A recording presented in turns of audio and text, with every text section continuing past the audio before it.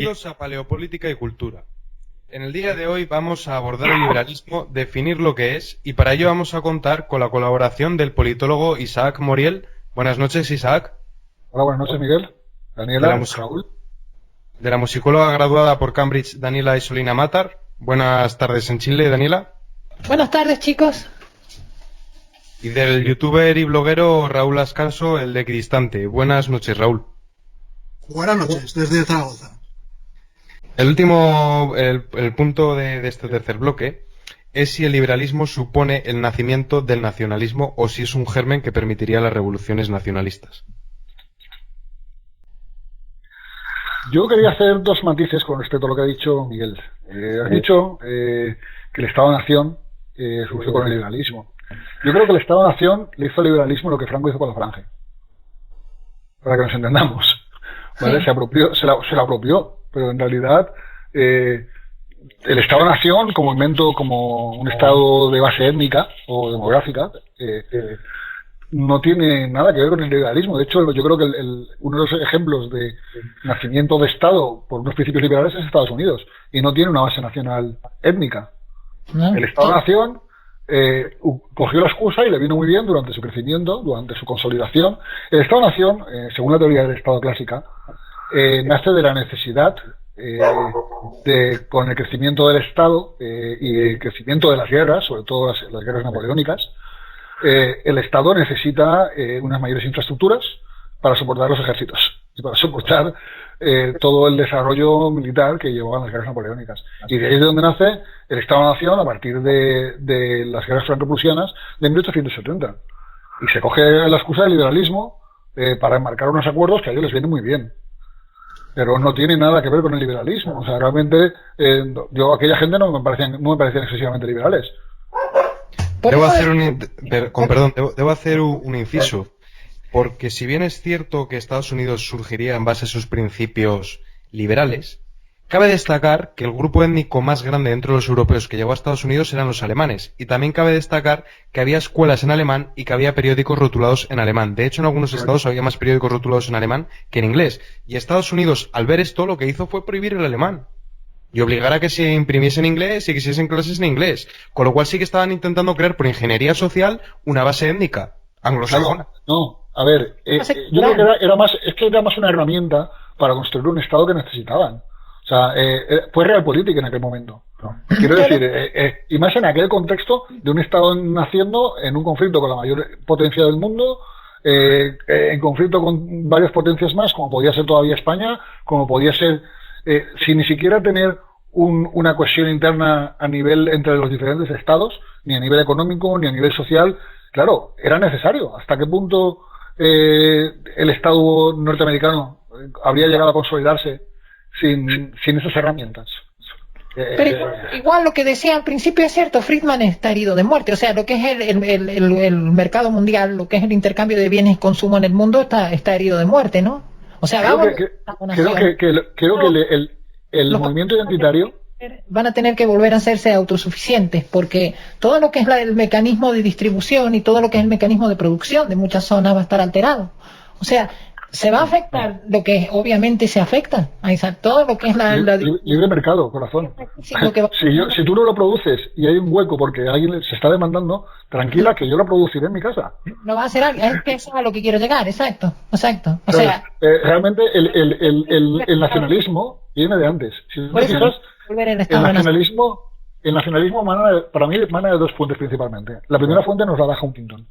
La primera fuente es el choque de civilizaciones. Las civilizaciones están creciendo y están compitiendo con recursos, sobre todo aquellas que son más imperialistas y expansionistas. Y no voy a citar ninguna por no polemizar, ¿vale? Pero todos sabemos a cuál me refiero. Obviamente hay un choque civilizatorio, y cuando hay un choque civilizatorio, pues a menudo las sociedades buscan apoyo en aquello que consideran tradicional, clásico, que son referentes de toda la vida para ellos. Y luego aparte tenemos un segundo factor. Isaac, no sé si estás de acuerdo. ¿Para ti el progresismo está herido o no? Para mí está herido con esto. Esto lo ha herido. Hay un segundo factor, las entidades supranacionales. Las entidades supranacionales están vaciando de contenido la soberanía nacional. ¿Cuántos discursos estamos viendo en Europa de es que todo lo malo que pasa es culpa de Europa? Los recortes son culpa de Europa. Todo lo malo es culpa de Europa. Entonces, claro, es normal que la gente, si tú le dices que todo lo malo es culpa de Europa, llega un momento que diga, oye, a la mierda con Europa, quiero mi identidad nacional, que esto solo me está llenando de moros y me está metiendo recortes. Y la realidad no es esa. La realidad es que las cosas son mucho más grises de lo que nos quieren contar. ¿Que el socialismo está herido? Hombre, si tú miras los datos de los socialistas europeos, se han pegado todos una castaña tremenda.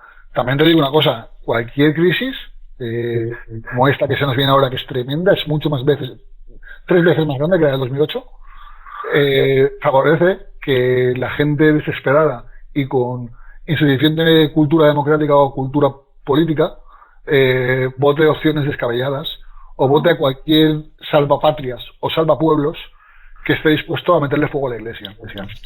O a meterle fuego al banco, o a meterle fuego al sindicato, o a pegar una paliza a un obrero, ¿me entiendes? Unos y otros, otra vez. Entonces, realmente la polarización que viene ahora, yo no sé hasta qué punto va a revitalizar a la izquierda, tanto como a la derecha. O sea, si algo hemos aprendido es que si salen identitarios por un lado, pues aparecerá una izquierda. Y el centro se vaciará, y nos iremos a una polarización, y yo huiré a un sitio donde no se esté la gente matando y pueda sobrevivir y ya volveré cuando llegue a con mi país.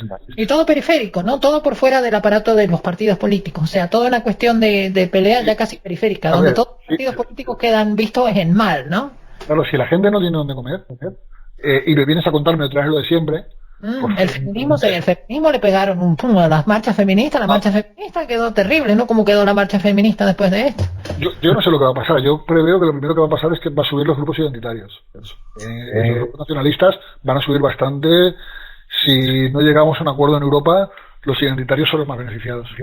Y en segundo lugar, obviamente, el efecto reflejo ya lo hemos visto en las últimas elecciones en España. No hay nada que le venga mejor a la izquierda que suba a la ultraderecha.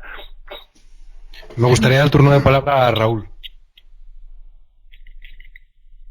A ver, pues si el tema era liberalismo y nacionalismo, pues bueno, supongo que lo que se puede decir que está claro es que en el siglo XIX se aliaron nacionalistas con liberales y bueno, supongo que en algunos casos sería una alianza más estratégica y que en otros sí que habría más simpatías comunes. Supongo que también sí que habría liberales más... Se marcaron un Kerensky, Raúl.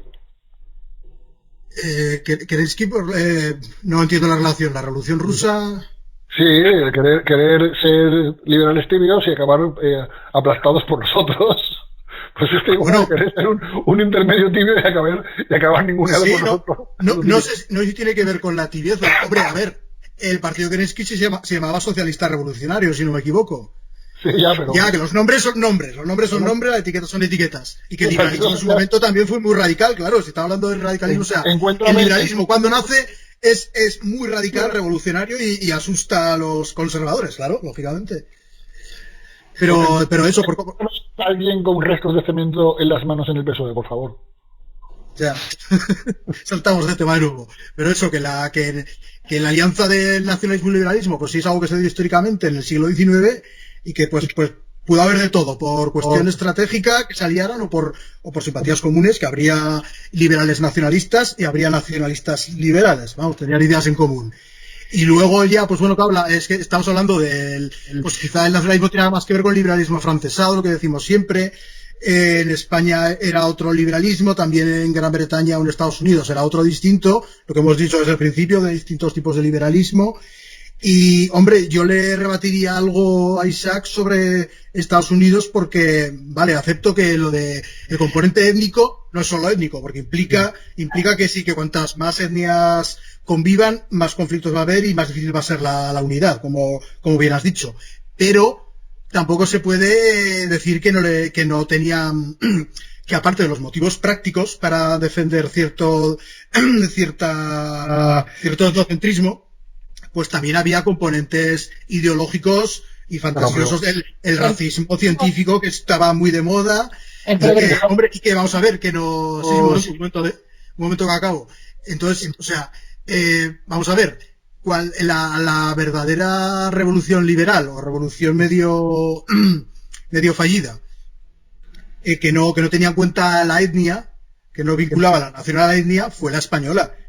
La española, desde luego, dijo españoles de ambos hemisferios. Hay una distinción de raza, de sexo, me temo que sí, porque el voto femenino aún aún no se contemplaba, pero ahí sí que no había. Pero claro, en Estados Unidos, pues sí, podía haber motivos prácticos, pero también había motivos ideológicos, y vamos a ver, o sea, no, yo es lo que le digo siempre cuando debato con los liberales que idealizan un poco a Estados Unidos, digo, a ver, o sea, por más que me digas que su modelo no tenía que ver con el racismo o tal y con cual, o que era el modelo liberal más perfecto, pues porque suena tópico, no podemos olvidar la esclavitud, no podemos olvidar ese endocentrismo con componentes, vale, admito prácticos, pero también ideológicos. De lo que es el progresismo americano, déjame aclarar esto, porque el progresismo americano, el progresismo, lo que llamamos progre hoy en día, o sea, la rubia que se acuesta con el hombre negro, o sea, todo lo progre, todos somos acá iguales, toda esa cosa, el hipismo, toda esa cuestión nace como una cuestión de expansión del imperio americano. Así es como se expande. De hecho, está en la historia de Hawái. Tiene que ver con su destino manifiesto, con difundir la democracia y el progresismo. Exacto. Que así es como surge Hawái. Hawái era un país que no tenía nada que ver con anglosajón, con nada. Y ellos le dijeron, mira, ser americano es lo mejor, porque ser americano significa que puedes ser lo que quieras, que eres una persona libre, que eres individuo, solo necesitas ser un individuo responsable en un sistema liberal y democrático. Que incluso los mismos comunistas como Martí, cuando José Martí fue a Estados Unidos, dijo, ay, qué maravilla este mejor país del mundo. Hasta los zurdos llegan a Estados Unidos y se quedan, ay, qué maravilla la libertad. Porque es así, o sea, no caigamos en ese juego de decir, no, es que Estados Unidos... No están así. Una cosa es el Estados Unidos de los Marines que están en Siria y otra cosa es estar en Los Ángeles. No. Yo quiero comprender, no podemos olvidar que eso, vas a ser libre, vas a ser uno más, solo necesitas ser responsable. A ver, que eso es propaganda. O sea, podemos decir que Estados Unidos es mejor que otro país, pero eso es propaganda, ¿no? Voy a dar el turno de palabra. Voy a dar el turno de palabra. Una cosita que quería decir es que creo que tenéis que entender que, tanto en el caso de Norteamérica, como en otras revoluciones liberales, es una revolución desde arriba. Y una revolución desde arriba, tú no puedes contar con que la gente, con que la masa entienda y te siga hasta que comprenda cuando hayas educado. Y para eso hay una cosa estupenda, que son las banderas. ¿Sabes? Tú haces una bandera así, la agitas muy grande, ¿sabes? Y la gente ve la bandera y la sigue. ¿Vale? Pues por eso el liberalismo necesita la nación. Porque hacer una revolución desde arriba, la nación es la excusa perfecta. Y pero la nación, desde un punto de vista más de comunidad que de etnia. Es el símbolo del liberalismo como nación, Estados Unidos, ¿no? Ahí te doy la razón totalmente. Y de hecho, los debates de las Cortes Constituyentes estadounidenses del Congreso Continental Norteamericano son interesantísimos. O sea, es una cosa que creo que todo el mundo debería leerse, porque un tío como Smith, por ejemplo, o Madison, con las discusiones que tiene con Jefferson, Jefferson realmente era, digamos, un poquito más el más hippie de todos, ¿no? El más anarquista, por decirlo de alguna forma, sí. Y estuvo muchos años con Franklin en París y tuvo que divertirse muchísimo, con lo cual algo se le contagió. Claro, las discusiones con Madison y con Smith eran estupendas, sobre todo este tema, porque además yo no soy un gran fanático de... ¿Has visto la serie de John Adams? Es maravillosa. Es maravillosa. O sea, adoro esa serie, la tengo entre mis favoritas. El ejemplo de Adams, como defiende como jurista a los soldados del motín de Boston, es increíble. O sea, realmente siempre he sido un mayor admirador de Jefferson y de Franklin, quizá porque me gusta menos el Estado de lo que le gusta a Madison y a Adams. Pero tengo que entender que en gran parte de los debates Madison y Adams tienen razón. En aquel contexto, con aquella gente, con aquella ciudadanía, no podías dar toda la libertad que querías. Macho, ¿tú has visto la película Gangs de Nueva York? Era ese Estados Unidos. Bueno, o sea, tú sabías que los indios de Norteamérica, se pusieron de parte de los ingleses, porque la gente esa, que los rebeldes, eso eran una gentuza espantosa. Era una gentuza que daba miedo, los mismos indios, que es en la película El último de los mohicanos. Se alista y llega a ser oficial de la caballería británica, el indígena, ¿no? Y esa historia se repitió en Sudamérica, tenemos eso. En Sudamérica las tribus indígenas estaban a favor de la corona muchas veces. Y los criollos eran los que armaban las revueltas independentistas. De hecho, Perú se independizó sin querer independizar. Y muchas veces los que luego cometieron el verdadero... Muchas veces los que luego cometieron el verdadero genocidio del que se acusa el imperio.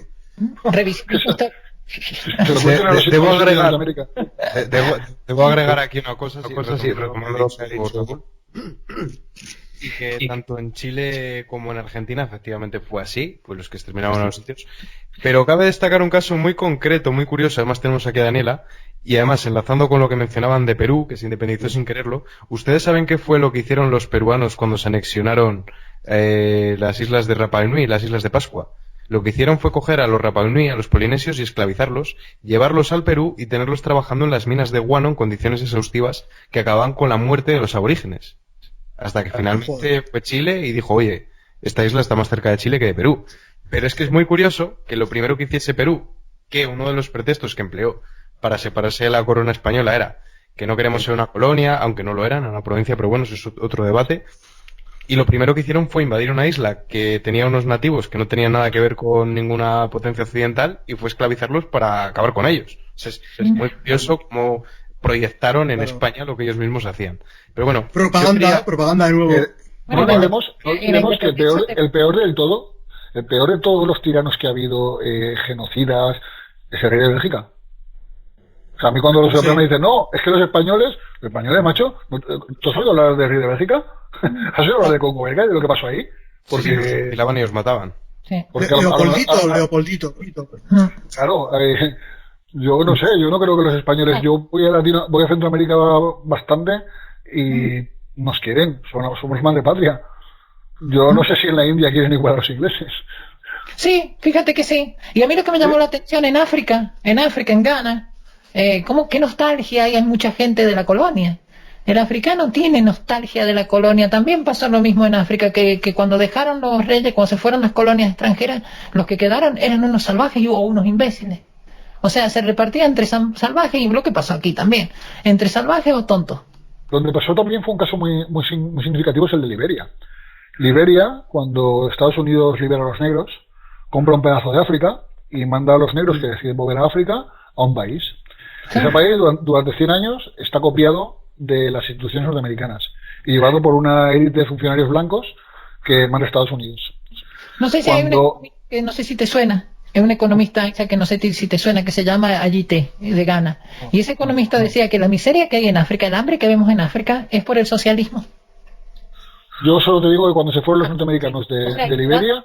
Es empírica. Cuando se fueron los yo, empirismo me vale Liberia porque es el caso paradigmático. Liberia, hasta que se va a Norteamérica, de Liberia, está 100 años y es la perla de África. Unos indicadores de desarrollo humano que ya los habían firmado muchos países de Europa del Este en los años 80. ¿Vale? Y se van a Estados Unidos y aquellos se tiran 30 años sin guerra civil. Y si ahora está funcionando el país es porque el futbolista George Weah se metió en política. Con su dinero intentó cambiar las cosas. Sí, pero, y no solo eso, Liberia es un país que me fascina. Pero cabe destacar es un caso increíble. Que los negros liberados, los negros americanos, esclavizaron a los negros africanos. Sí, es cierto. Es que me hace gracia, porque lo primero que ellos hicieron fue decir estos negros... Los llegaron a esclavizar. Sabía que los miraban, vamos, que los miraban por encima del hombro y tal, los despreciaban, pero ¿en serio los llegaron a esclavizar? Los afroamericanos tienen sangre blanca, porque los amos procreaban con sus esclavas y veían a los negros puros como seres inferiores. Y además, el caso de que... Liberia se esclavizó a negros, hostia. Sí, y no solo eso, es que el caso que menciona Isaac del futbolista, que por cierto vive en Gibraltar, que es una cosa bastante curiosa, en lugar de vivir en Liberia, lo que él hizo fue una estrategia bastante inteligente, que fue la de embotar barcos con bandera liberiana. Y eso le genera muchísimo dinero, porque un barco español, tiene que pagar menos impuestos para lanzar su barco al mar en Liberia que en cualquier otro país. Cierto. Y gracias a eso están obteniendo dinero de poner barcos con bandera de Liberia, pero barcos chinos, barcos americanos, españoles. Bandera pirata. Bueno, pero ese era el negocio, fíjate que ese era el negocio que tenían, un poco lo que hablábamos de la independencia de Perú. La independencia de Perú es un asalto. Es un asalto que dan San Martín con Cochrane, de la Armada Británica. Son los británicos los que independizan Perú. No, es una mezcla, británicos y criolla. El criollo era más el que era San Martín, la caballería, la infantería, el ejército británico ponía la marina. Y una de las cosas que se buscaba en aquella época era que hubieran banderas independientes de estos países, para quitarle el peso a la corona española de tener banderas españolas en los barcos, los navíos. Mucho de esto surge por la cuestión de las banderas de los navíos. Y Liberia es la bandera que se utiliza para navíos, que pues si tienes un navío que no quieres pagar impuestos. Es como, digamos, vendría a ser como las Islas Caimanes de los barcos. no tienes impuesto con bandera de Liberia.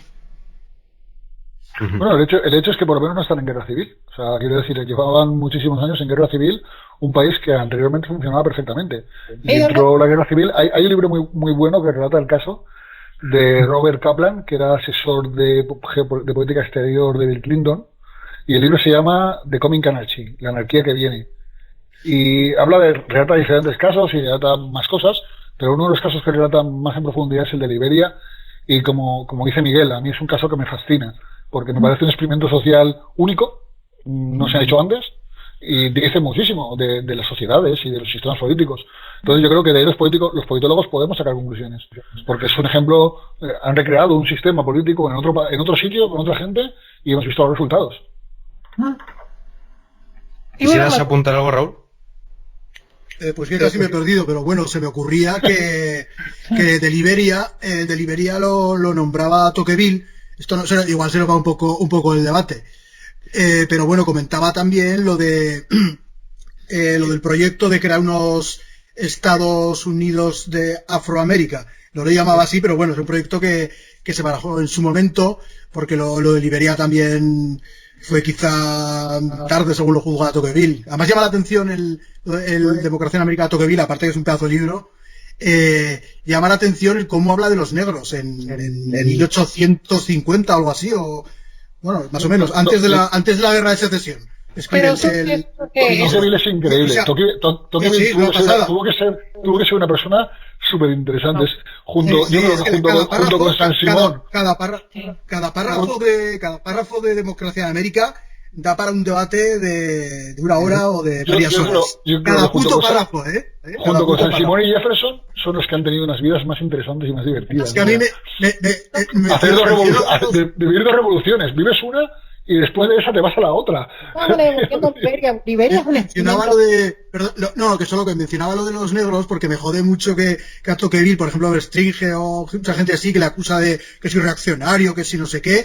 Joder, pero si en 1850 está hablando de los negros como hablaría prácticamente... Bueno, como hablaría alguien, no sé, un progre de los años 60 o 50. O sea, y que se le echen cara que reaccionario, no sé qué, cuando decía que sí, la democracia tiene problemas, pero es inevitable y es lo que está dominando ahora y tenemos que ver sus virtudes también. Adelante, Daniela. De reaccionario nada. El tema de Liberia es que surge de una idea, tan lanzados los tíos, surge de una idea de un tipo que se llamaba Monroe. No sé si lo... Exacto. Fue un presidente de Estados Unidos que él tenía una visión panamericanista. O sea, él quería crear, como se ha creado ahora la Unión Europea, quería crear una fusión de estados americanos. O sea, él creía que Estados Unidos no debieran ser 50 estados, 51, lo que sea, debiera ser todo el continente. Ser parte de una base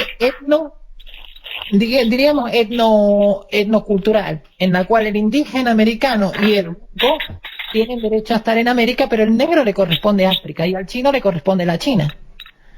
Entonces surge lo que se llama la doctrina Monroe.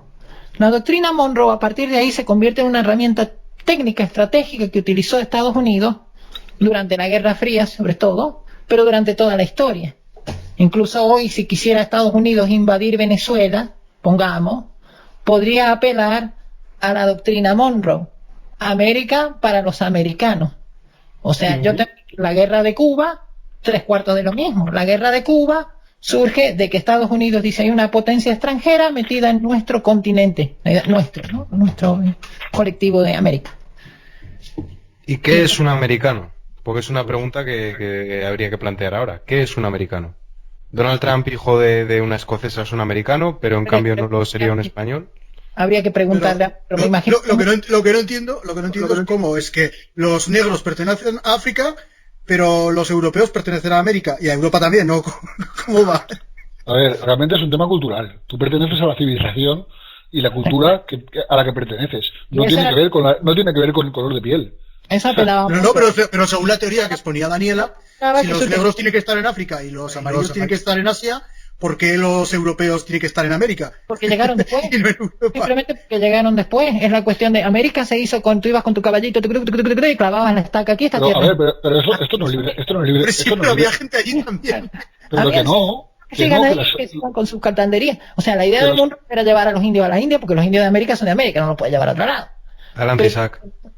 Sí, que realmente las naciones y los grupos étnicos y los grupos humanos compiten por recursos y el territorio es un recurso y los grupos se mueven. Y es el que llega primero. El que llega primero. ¿Y qué somos? ¿Godos o romanos? Exacto. Yo os voy a dar un dato para no entiendo esa teoría de Daniela. Eso estaba relacionado con la doctrina Monroe, decías. ¿Y cómo quedaría Filipinas, por ejemplo, o Hawái? Porque Hawái está en Oceanía y Filipinas en Asia. Entonces, yo lo que veo es lo mismo que vería en China anexionándose Tíbet o anexionándose Mongolia, que de chiripa, y es muy interesante que investigues al respecto, pero se independizó de chiripa. Mongolia se independizó de China con muchísima suerte. Y evidentemente en China hay unas ansias expansionistas. Que le pregunten a los 3 millones de tibetanos étnicos qué tal les ha ido con la anexión de China y por qué China hace tantos esfuerzos en meter gente de las etnias Han y Hui en el Tíbet. ¿Qué pintan ahí? Porque ya no han aumentado hasta un 6%. Eso también lo hace con los musulmanes, los yogures, los yogures. Eso lo hace también, mete en las ciudades o en las regiones donde hay muchos musulmanes, yogures o como se llamen, pues mete a muchos chinos de otras zonas para que ya no sean mayoría ahí. Pero volviendo a la doctrina... Trata de homogeneizar la población. Claro. Volviendo a la doctrina Munro, lo que decía Raúl es que es cierto. O sea, la doctrina Munro, por ejemplo, mostró favoritismo contra el colonialismo español, pero no contra el colonialismo inglés. O sea, si nos vamos estrictamente a la doctrina Munro, ¿qué hacen los ingleses en las Malvinas? Pongamos, ¿no? Hombre, es que la doctrina Monroe es América para los anglosajones. Es cultural, exacto, es una cuestión cultural. Esta cultura llegó primero y se impuso, como decía Isaac, se impone. Esta cultura se impone. Escúchame, hay que entender que los norteamericanos son unos oportunistas. Y las doctrinas políticas son excusas para sus oportunidades geopolíticas. Claro. Sí, como llevar libertad al Oriente Próximo. Propaganda, discurso, eso. Propaganda, discurso, coartada. Pero es que... En manos de los políticos, todas las ideologías son coartadas. Pero tú no lo harías en su posición. No, sí, ya digo, sí. Quiero decir, aquí nos quejamos mucho de Estados Unidos. Como hegemón es que Estados Unidos impone su cultura y tal. ¿De verdad queremos probar otro hegemón? O sea, ¿de verdad estamos preparados para China como hegemón? ¿O para Rusia como hegemón? A mí no me gusta. No me gusta Estados Unidos como hegemón y soy un gran admirador de la cultura estadounidense, yo que sé, empezando por la música, por el cine, por todo. Pero que mi discurso no es Estados Unidos el demonio ni mucho menos. Yo solo intento ver las luces y las sombras de Estados Unidos. Yo os voy a dar un dato. En China y en Rusia no puedes ir a hacerte el artista. Sí, me voy a Hollywood, quiero ser artista. No, en China y en Rusia tienes que hacer lo que te mandan. O sea, vas a entrar en otro sistema. Pero no, tampoco demonicemos que tampoco es... En Rusia y China no están todos esclavizados y en Estados Unidos no son todos súper libres tampoco. No practicamos el maniqueísmo. Pero China hay menos libertad. Ser pintor abstracto, a ver cuánto trabajo te va a ir en China como pintor abstracto. O sea, no idealices, Raúl. Son otros sistemas. Escúchame, es muy simple. Yo en China o en Rusia... No idealicemos. A ver, pero déjame hablar un poco. No idealicemos a Estados Unidos y no demonicemos a China o a quien sea.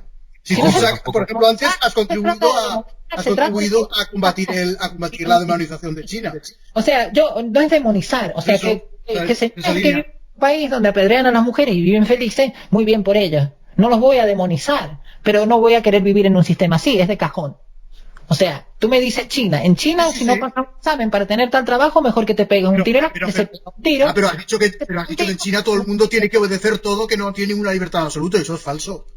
O sea, ellos están así y están acostumbrados a eso. Yo no. Yo lo que soy yo tengo un punto que es irrenunciable y al que pienso jamás renunciar por mi dignidad. Es como una película V de Vendetta. Ese momento que te van a matar y estás seguro y te da igual, ¿vale? Pues yo hay algo que estoy dispuesto a defenderlo hasta ese punto, porque considero que forma parte de mi dignidad. Y es la libertad de expresión. Si a mí alguien me quita mi libertad de expresión, no me dejo. Me importa 3 narices quien sea. El Estado, Estados Unidos o quien sea. Mi libertad de expresión es sagrada. Y entiendo que Estados Unidos lo tiene... China la cuarta más que Estados Unidos, sin duda. Correcto. Entiendo que Estados Unidos es el que mejor codificado lo tiene. Dentro de su marco jurídico, ¿vale? El que más sacrosanto lo tiene es Estados Unidos. Y yo creo que la libertad de expresión, que es lo que permite el disenso, es lo que permite avanzar la sociedad. Que cualquiera me la limite me da una especie de chucurrus por dentro del cuerpo que no me gusta. Quiero decir, Cuando uno, y ojo que a mí Putin me encanta, como gobernante me parece un tío muy inteligente y un político muy, muy, muy hábil que ya lo quisiera yo para mi país.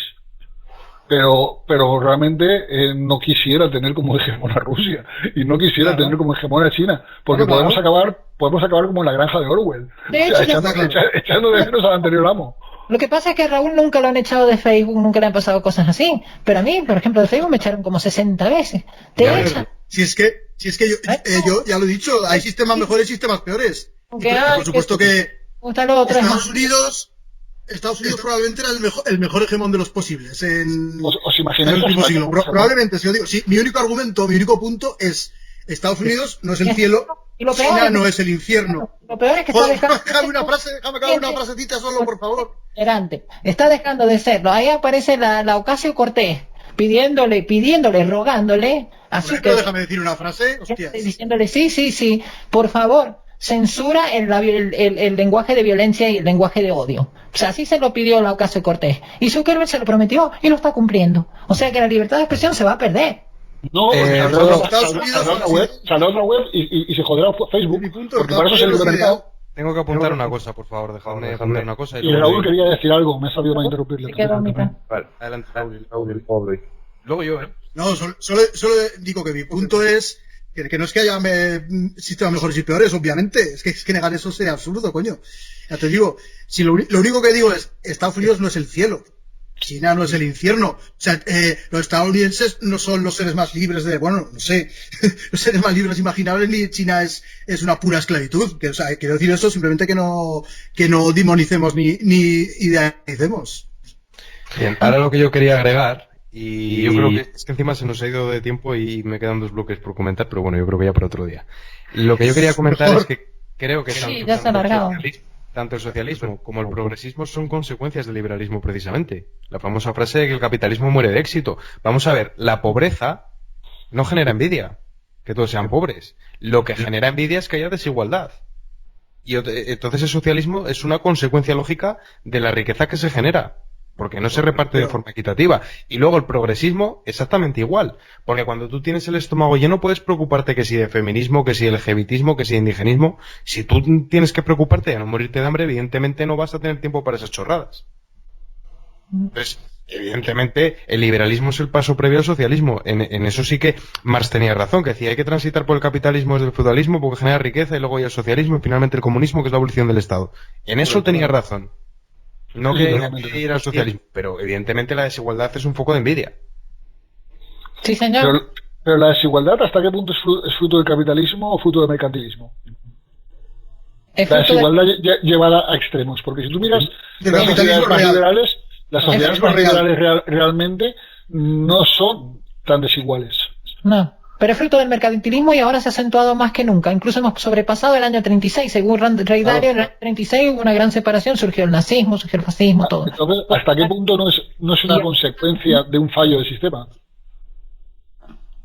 El propio sistema, ser devuelto mercantilista, propicia que nazca el socialismo. Y de hecho, yo creo que es incluso bueno.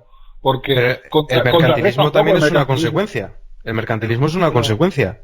Sobre todo de falta de transparencia y falta de mecanismos de control y falta de contrapesos, sobre todo. Pero evidente, lo que comentaba ya hace un momento, las grandes empresas siempre van a buscar aliarse con el Estado, que es que no ostenta el monopolio de la violencia. Eso es lógico. Claro. También las puertas giratorias son una consecuencia de esto. Es lógico que los políticos acaben luego en empresas como las eléctricas que mencionabas tú. Pero todo eso es cuestión de transparencia. Pero la no transparencia es la consecuencia. Hasta que la gente se canse, hasta que la gente la interiorice y diga hasta aquí hemos llegado. Pero como en otros países. Sí, no es tan fácil calzar. Además, incluso peor, en casos como por ejemplo de las redes sociales, que tú dices, si Facebook no te gusta, me voy. ¿Dónde te vas a ir? Es que sí, vas a estar solito.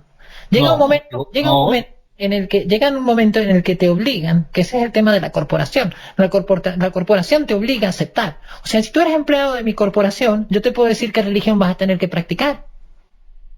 Te puedo decir con quién está bien que te cases y con quién no.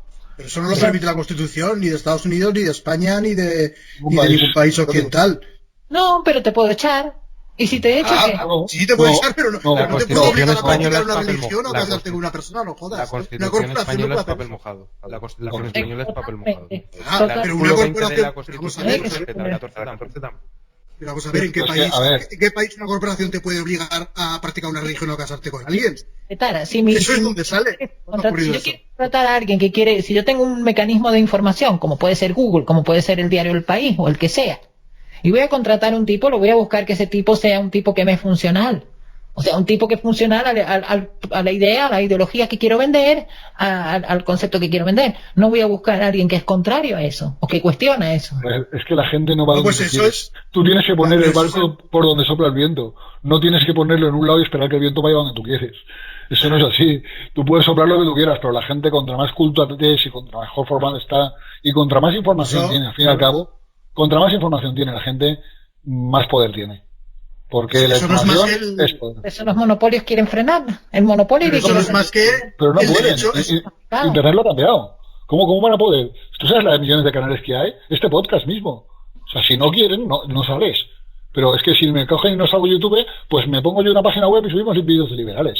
Y si en España no puedo, lo hago en Francia. Y si en Francia no me dejan, en Estados Unidos. Y si no, me voy a Corea del Sur o a cualquier país en un mundo de muchos países donde compiten entre sí. Yo me podré adaptar a donde me dé la gana. Y por eso es la gran ventaja del libre mercado. Pero la población no demanda este tipo de contenido que estamos haciendo ahora mismo. O sea, que Y porque eso es el propio. La clave es que tenemos que ¿Cómo hacer un que no? contenido. Hay que hacer un contenido con un lenguaje más cercano para la población. Es lo que os hablaba Parte de la antes. población lo demanda, no es una grande Ya. o pequeña. No, pero es que claro, si nos ponemos a citar a Liebhardt, la gente no te va a entender. O sea, tú quieres llegar a una señora Según qué de gente. pueblo. Pero es que Yo no, porque no sé quién es, pero el que lo sepa, pues sí.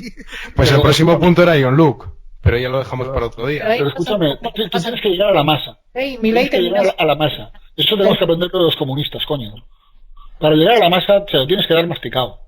Se lo tienes que dar en conceptos simples, desglosado, con palabras que pueda entender tu tía, la del pueblo de 50 años, que no tiene ni graduado escolar. Porque si nos perdemos en debates Sí, teóricos, sí. al La intelectual... regla de Goebbels, que lo puede entender hasta el más tonto, claro.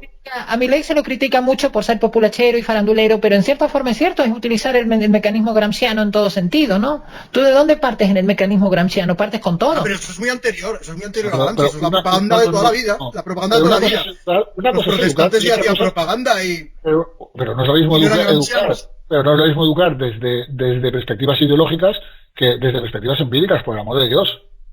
Ya, O sea, ya. podemos educar desde perspectivas empíricas. No hay que dejar, por Dios, no dejemos la educación en manos de los políticos, no, por favor. Ya hemos visto lo que han hecho con las cajas de ahorros, ¿vale? Hemos visto lo que han hecho con las televisiones. Estamos viendo lo que están haciendo con las universidades. No, por favor, no. La educación no. Dejemos la educación aparte, por favor. La educación tiene que ser independiente, tiene que ser independiente. No tiene que haber catedráticos de tal o cual partido. Tiene que haber catedráticos que salgan en revistas científicas internacionales, que tengan citaciones y que duden de lo que saben y que digan, mira, esto es lo que yo sé y lo he hecho así. Si tú me lo puedes demostrar de otra forma, yo estoy encantado de ver cómo lo has hecho. A mí me ha Eso, recordado, eso es lo que yo necesito. me ha recordado ahí al almirante Merino cuando da un discurso, da una charla frente al rey de España y explican ¿por qué tiene usted tomadas las universidades? Dice, porque las universidades en los países nuestros, es cierto, se vuelven focos de adoctrinamiento donde tienes académicos muy empapados en la teoría crítica y en todas estas cosas y terminas, entonces ¿qué hago? Pongo militares y el militar, ¿qué es el militar? No tiene ideas, el militar sabe, si es arquitecto sabe de arquitectura, no lo saques de ahí. Pero la gente no se lo cree. Tú vas a clase, te aprendes lo que te cuentan, lo recitas como un pollo y apruebas el examen y punto. Yo he ido a una facultad, o sea, mi catedrático de sociología, ¿vale? Es el señor que ahora está llevando el Instituto Nacional de Estadística, nombrado por Pedro Sánchez. Mi profesora de Ciencias Políticas estaba en el PSOE también. ¿Tú crees que a mí me han convencido de algo? ¿Tú crees que a un chaval que tenga 19, 20 años, que está en la facultad, que ya tiene su propia perspectiva de la vida, que tiene su contexto familiar, que tiene sus contextos en su trabajo, su contexto en su grupo de amigos, tío, irá a la universidad, aprobará los exámenes, pero si de verdad tiene interés, le da muchísimo más. Aquello solo le será una base. Le da muchísimo más, contrastará muchísimo más. Yo por cada libro que me mandaban en la universidad me leía 3 o 4. Y sigo haciéndolo. ¿Por qué? Porque el que de verdad tiene interés contrasta. Y no se deja manipular. Tú vendrás, me contarás lo que tú quieras. Yo estaba en la universidad en Honduras y en la universidad de Honduras, vamos, si por ellos fuera, los tendrían desfilando por aire marcial. Y yo no he visto una universidad más de izquierdas en mi vida. Sin embargo, es todo lo contrario, es adoctrinamiento de derechas. Pero no funciona. El Worker of the World Unite es lo menos rescatable de Marx, ¿no? Entonces llega un punto en el que ahora nos hemos hecho más maduros, no caemos en ese de memeplexia, de enamorarnos del concepto de la proletario, la oligarquía y todo esto, sino de rescatar. Hemos aprendido, es una cosa creo que de nuestra generación se puede rescatar, quizás porque ya estamos al final, ya estamos perdidos, ya nos vamos a la mierda, ¿no? Todo el mundo se va a la mierda, entonces, ¿para qué vas a tener? Somos los de la espada de plástico, ¿no? ¿Para qué vas a tener un ideal ahora? La mía es de verdad, ¿eh? Sí, la vi. Entonces, acero toledano. Exacto, entonces en ese sentido, ¿para qué nos vamos a preocupar de quién tiene la razón y quién no? Pero lo que sí es cierto es una cosa, que somos más libre pensadores en ese sentido de lo que era, por ejemplo, nuestra digamos, clase social en los años 70, ¿no? En los 60, que hubiéramos tenido quizá una visión un poco más, lo que yo le digo muchas veces a Raúl, lo mismo hubiéramos estado en mayo del 68 ahí. ¿Quién sabe, no? Si habían porros buenos, seguro. Chicos, ¿qué os parece si nos vamos a las conclusiones, pero no sin antes decir que el cuarto bloque que yo quería abrir era acerca de John Locke y sobre todo yo quería que hiciéramos hincapié en cuál es el límite de la explotación de los recursos naturales y también yo quería hablar sobre el principio de necesidad, que yo creo que es bastante interesante, si debe el Estado garantizar que se cubran ciertas necesidades o no. Pero bueno, como nos hemos ido un poco de tiempo, eso ya hemos da, ya eso da para una hora por lo menos. Sí, llevamos ya dos. Claro, yo diría, incluso se podían hacer 2 podcasts, ¿no? Por eso la gente se tiene que suscribir para que no se pierdan los dos bloques que nos quedan por comentar. Y todos los que surgirán por el camino.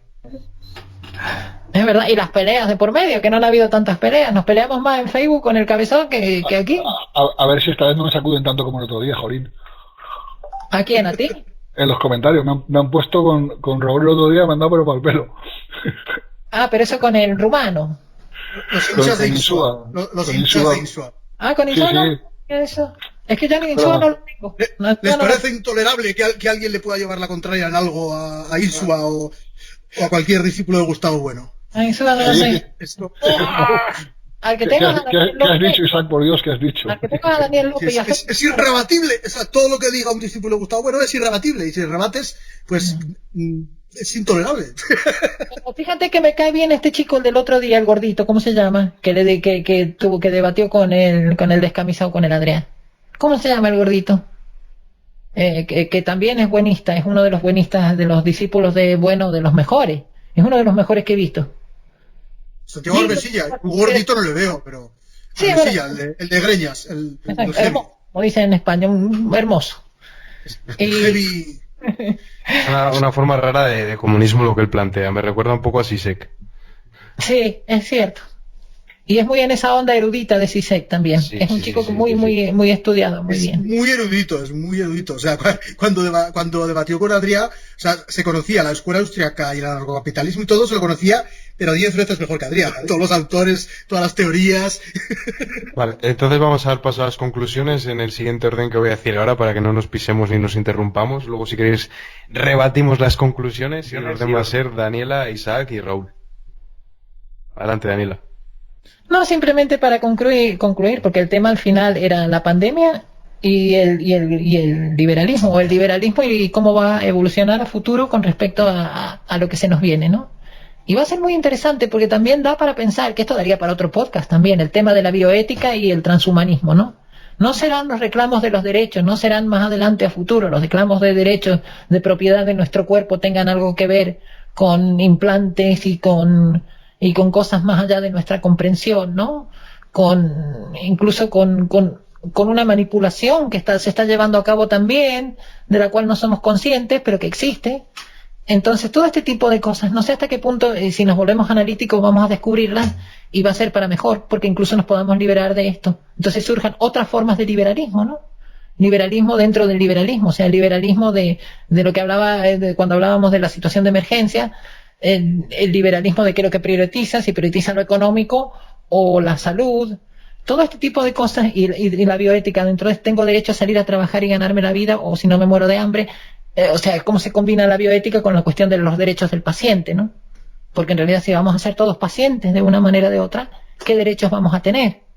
O sea, ese es el futuro que yo veo del liberalismo, un liberalismo que va a explorar otras nuevas formas, digamos, de convivencia e interacción entre los humanos, ¿no? Y relación con el poder también.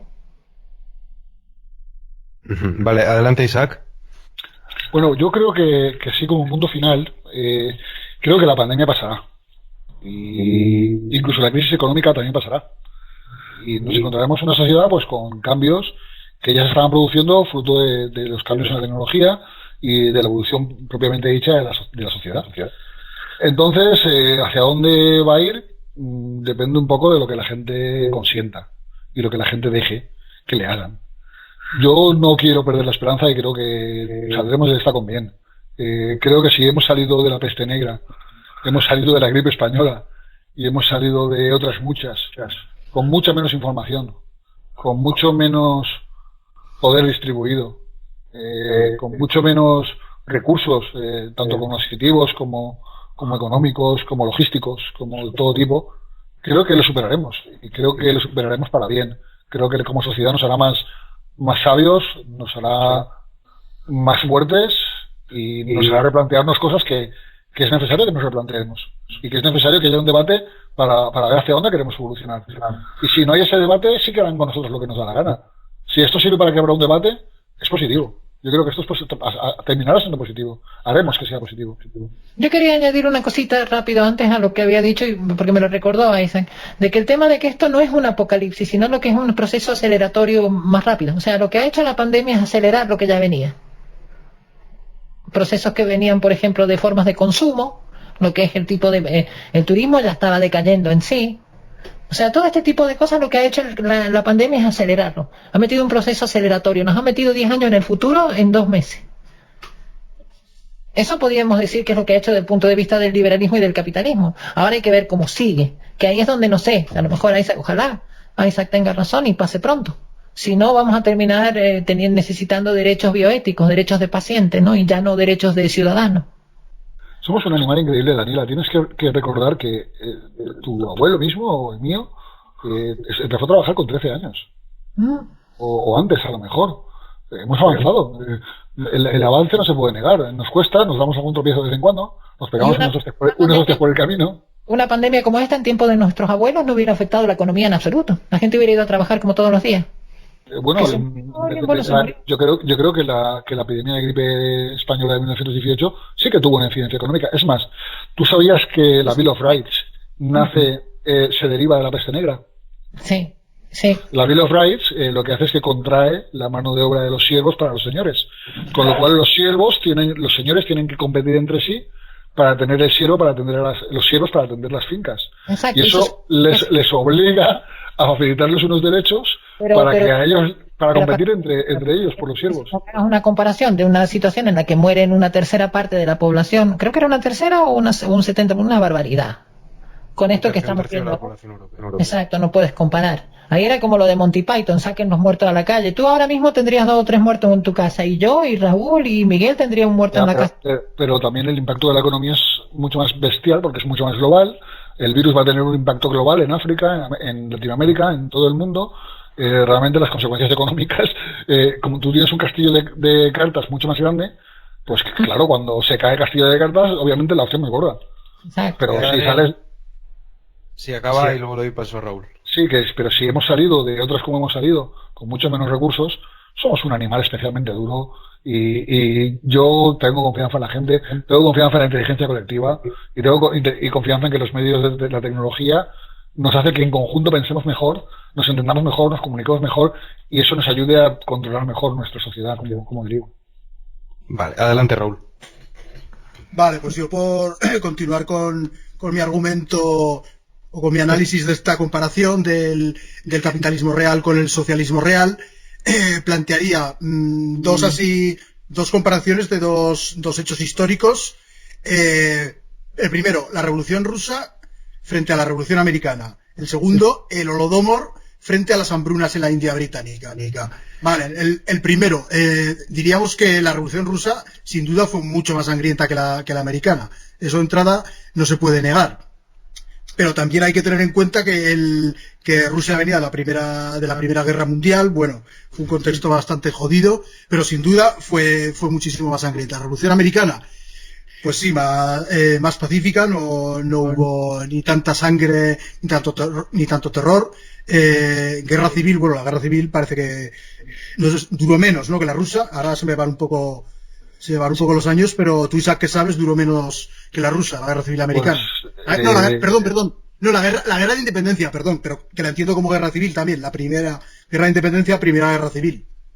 La guerra de independencia de Estados Unidos, pues sí, creo que dura menos, no sé exactamente cuánto. Sí, dura menos porque la guerra civil rusa dura como 5 años. Pues entonces dura más. Entonces dura más. La guerra de independencia norteamericana va del 75 al 82, 83. Entonces sí que duró más que la. Son 8 años. Son 8 años. De 75 a 83, creo. La rusa dura menos. Pero realmente la rusa es más violenta. Pero es que es relativo. Si tú vienes de una guerra mundial. Claro, es lo que decía, que vienen de una guerra mundial. Que era un contexto también muy. Que no pretendo justificar ni nada. De la Primera Guerra Mundial. De la Primera Guerra Mundial, que fue una auténtica carnicería. Claro, pero no número nada que ver. Era una revolución en un mundo que era ya posapocalíptico. Pero era un mundo terrorífico, hay que tenerlo en cuenta sin que ello implique justificar todas las barbaridades que hicieran los bolcheviques. Entonces, claro, pues sí, ahí podemos tenerlo claro. Hombre, para relativizar un poco, pues eso, aparte del contexto, tendríamos que la Revolución Americana, pues lo que ya me hago pesado, lo sé, a pesar de una revolución tan liberal, se mantuvo la esclavitud durante un siglo. Y al principio era más que democracia, era una república oligárquica.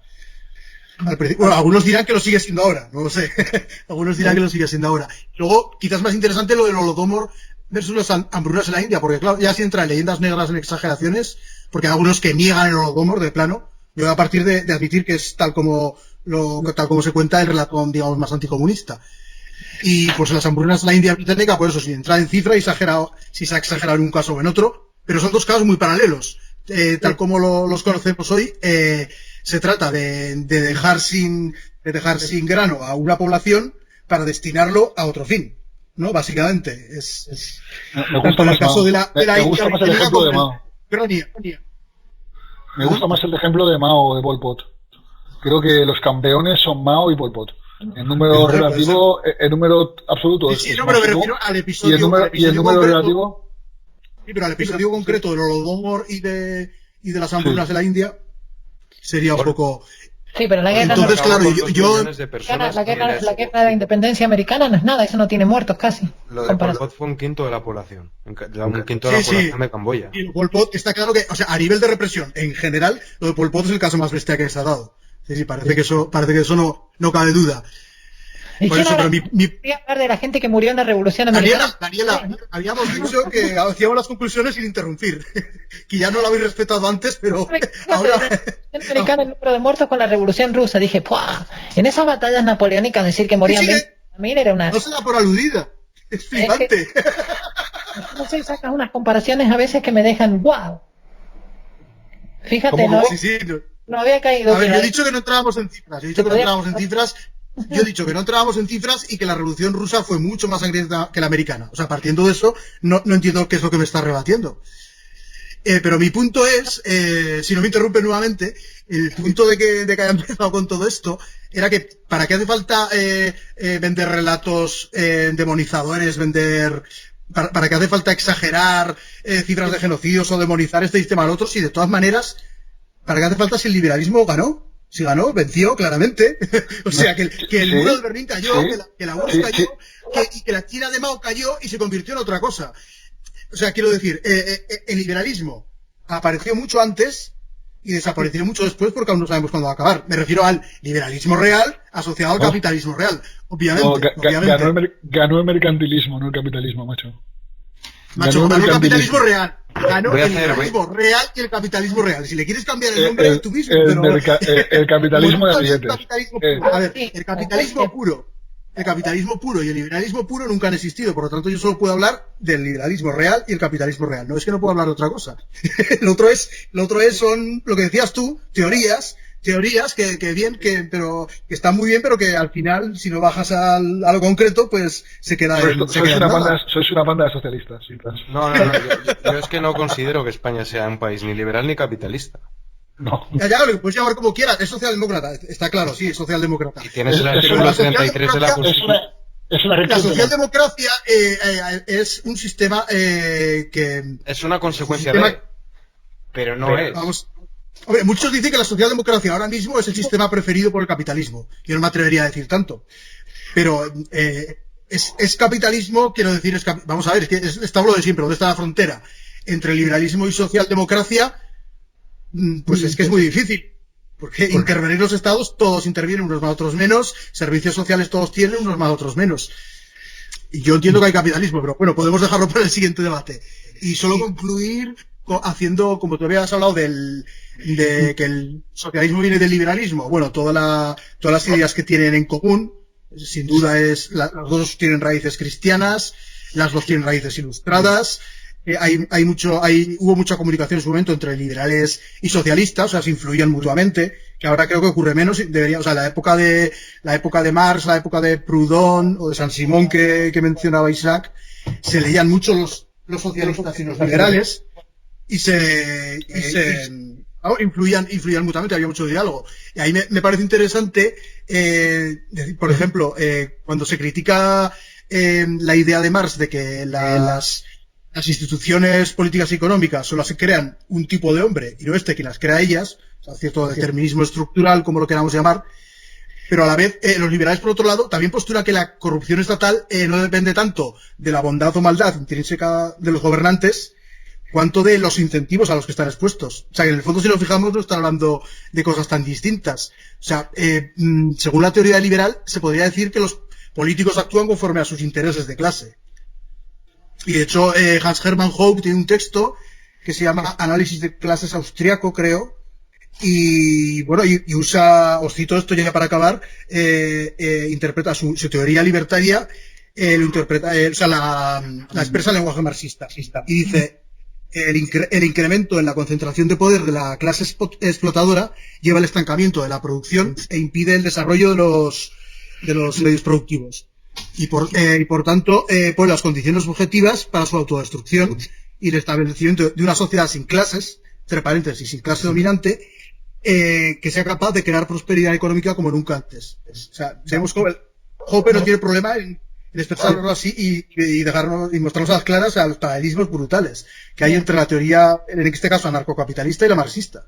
Eso me parece interesante en cuanto a ideas comunes y ideologías que se van separando, aunque hayan compartido mucho en el pasado y sigan compartiendo por más que no quieran. Creo que solo de las conclusiones nos sale un podcast, por cierto, de Daniela. Sí, y es muy acertado. Sí. Fija, lo que está diciendo Raúl es muy acertado. Es acertado. Porque ¿qué va a pasar ahora con por ejemplo, incluso con esto mismo de la pandemia? Ahora el liberalismo, o sea, ¿qué mutación vamos a tener dentro de lo que es la estructura social? O sea, lo que es el constructo, lo que nos construye como individuos, cómo nos vamos a construir a partir de ahora. Es interesante porque lo puedes analizar de una perspectiva marxista también. O sea, puedes analizar de una perspectiva marxista la evolución social, el aceleramiento que va a tener esto, el funcionamiento de la telecomunicación, el avance, lo que hablaba Isaac, el poder estar más libre de comunicarnos y de poder expresar más ideas. O sea, va a ser muy rico en ese sentido, ¿no? Y rico en cuanto a la creatividad que nos va a aportar. Pero sí, es muy interesante porque el anarcocapitalismo, es cierto, utiliza el método, la idea marxista, o sea, nos está dando a entender de forma muy directa que la política tiene ese manejo, ¿no? Que sigue esas reglas, ¿no? O sea, uy, se me ocurrió lo que iba a decir. Recuérdame exactamente la frase esa de Hoppe, Raúl, si puede, que ahora se me ha olvidado. A ver. Porque había un punto ahí que quería... El incremento en la concentración de poder de la clase explotadora lleva hacia el estancamiento de la producción e impide el desarrollo de las fuerzas productivas. Por tanto, crea las condiciones objetivas para su autodestrucción, estableciendo sociedad sin clases, será capaz de crear prosperidad. Hay un punto que no lo veo. No, ahí déjame terminar lo que quería decir respecto a eso. Es que ahí yo veo un problema de que es cierto, de que la burguesía gobierna para beneficio de la burguesía. O sea, tenemos un gobierno, si pensamos que los gobiernos, como dice hay una serie inglesa muy buena que se llama Yes Minister, que muestra cómo el ministro no decide nada, el ministro es un payaso, un político. Los que deciden son la camarilla de burócratas que está alrededor de él, ¿no? El funcionario. El funcionario es el que maneja todo, porque es un aparato que lleva ya armado desde hace mucho rato y no va a venir un político ahora a cambiar nada. Entonces, ese funcionario, con esta cuestión de la pandemia, está bien, o sea, no le preocupa. Él puede decir, bueno, cerramos todos los comercios, ¿no? Sin importarle la repercusión. Entonces ahí es donde se ve que no hay un aparato liberal dentro del sistema político. No hay nada de liberal. Es todo burocracia. El interés de clase del político es muchas veces contrario al interés de clase del ciudadano a pie, o sea, el del gobernante del gobernado. Cambias gobernante por gobernantes por burguesía, cambias gobernado por proletario. Sí, y gobierno de burócrata.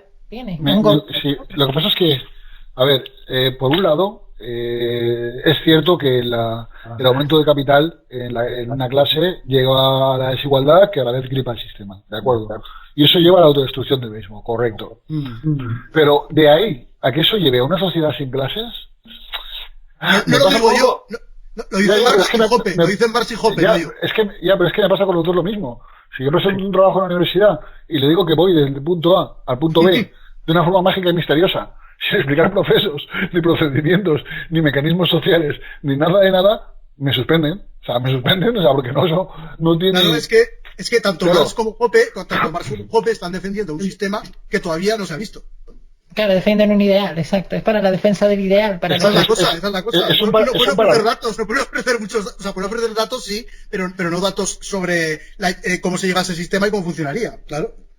Pero a ver, es que no puedes decir de una forma, de un sitio llego a otro sin explicar cómo. O sea, es una teoría, es eso, bueno, sí, elucubración. A ver, la teoría anarcocapitalista está muy desarrollada.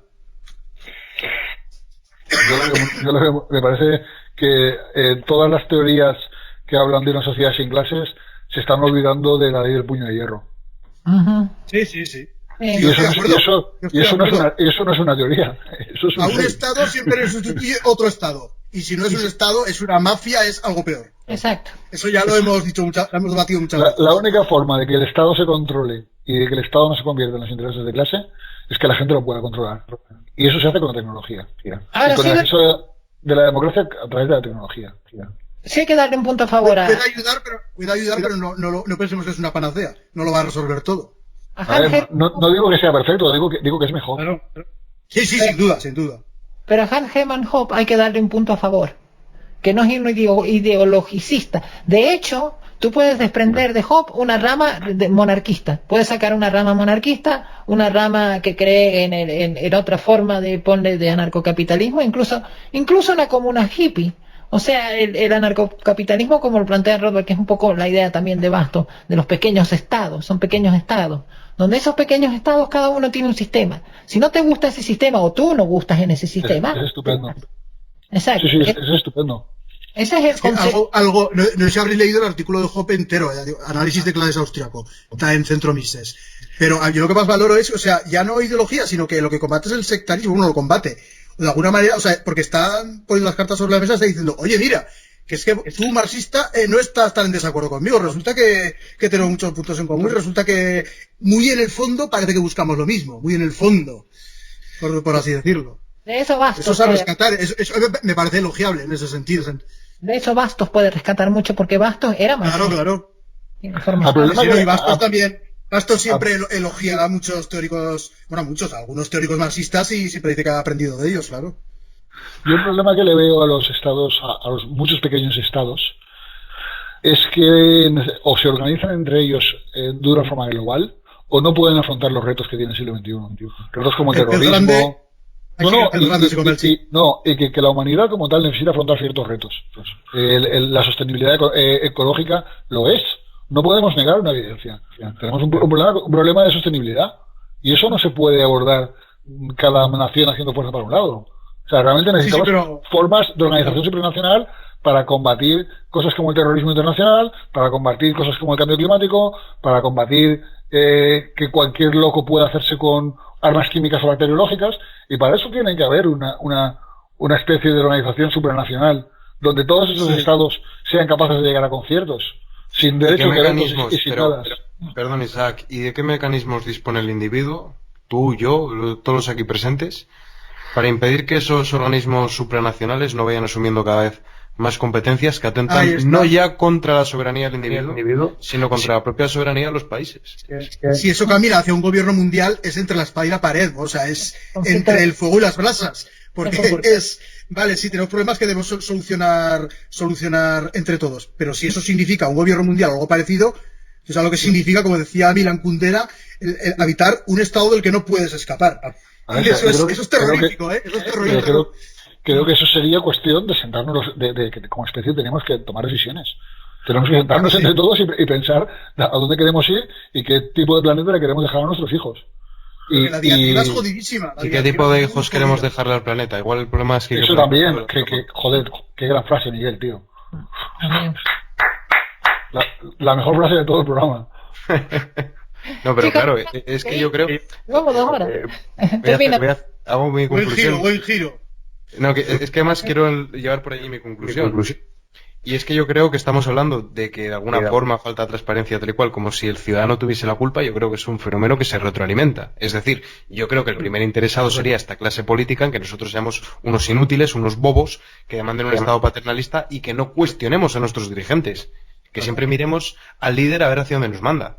Y yo creo que también eso marca la diferencia de China con Occidente. Occidente, gracias a Dios, todavía tenemos una sociedad que se intenta responsabilizar y que intenta que se indigna mínimamente cuando ve abusos de poder.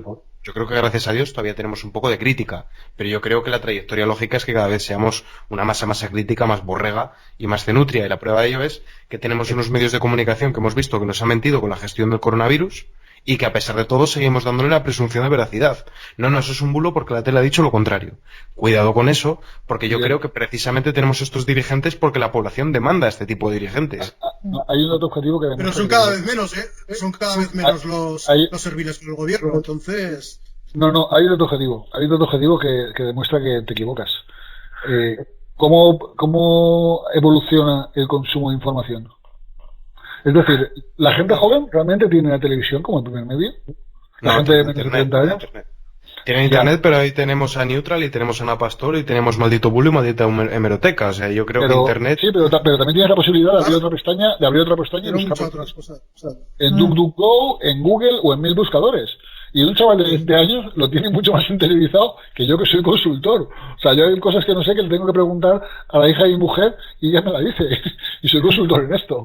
¿Vale? Quiero decir, ella lo tiene mucho más interiorizado que nosotros. Y realmente engañarnos nos han engañado siempre nos van a buscar engañar. El poder busca engañar. De eso va, de manipular. Y si no te puedo convencer por la fuerza, te comienzo manipulándote.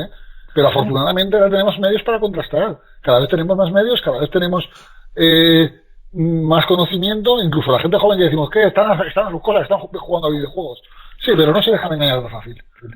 Dudan de todo mucho más, tienen una conciencia mucho más crítica. No ven la tele, no compran periódicos, mira los números de cualquier grupo de medios. Llevamos 10 años de fusiones de medios. ¿Fusiones por qué? Porque no son rentables. Porque el Grupo Prisa, porque se tienen que ir fusionando porque no les da. Porque a la gente ya no le interesa la televisión. Porque está mi hermano jugando a ordenador y tiene la televisión en un segundo plano de fondo haciéndole compañía. Yo estoy convencido de que Internet ha potenciado el nivel intelectual y cultural. O sea, realmente, porque se ve que la gente que se ha criado con Internet... Es que además es fácil verlo, porque es que, o sea, el hecho de que cualquier libro que te digan, cualquier artículo que no sé qué, cualquier conferencia que tal... La miras en el momento. Y saltar una cosa, o sea, de informarte, de decir, o sea, antes, ¿cómo podía una persona informarse sobre, a ver, ¿qué es esto del anarcocapitalismo? ¿Y qué es esto de Rothbard? ¿Y qué es esto de la escuela austriaca? O sea, ¿cuánto le costaría a una persona sin Internet? ¿Y cuánto le cuesta ahora a alguien con Internet? O sea, lo que acelera eso el proceso de aprendizaje. ¿Recuerdas la primera vez que te conectaste? Nos estamos metiendo otra vez en el debate del domingo. Creo. Me iba muy mal Internet, además yo llegué tarde. Yo me conecté cuando no existía me conecté al IRC y me empecé a meter en páginas a través de servidores. No existían ni los buscadores prácticamente. La sensación que tuve es la de estar en la biblioteca de Alejandría. Para cualquier persona con curiosidad. Lo que dices Cotado siempre. Tenemos en nuestro bolsillo la biblioteca de Alejandría y la usamos para chorradas. Sí, Google. Pero el que tiene curiosidad cuando se encuentra aquí es como, por Dios. Pero por favor, yo tengo síndrome de Diógenes digital. O sea, tengo libros para, no sé, estar 2500 años tranquilamente leyendo y no los acabaría. ¿Por qué? Porque todo lo que veo que me gusta y me lo leería lo descargo. Y llega un momento que se me va completamente de las manos. O sea, no tendría vida social, no tendría pareja, no tendría nada, solamente leería. Ey, nos estamos yendo al tema del domingo. Yo diría cortar la grabación ya, ¿no? Bueno, nos estamos yendo de tiempo para empezar. Yo estoy bostezando ya, son las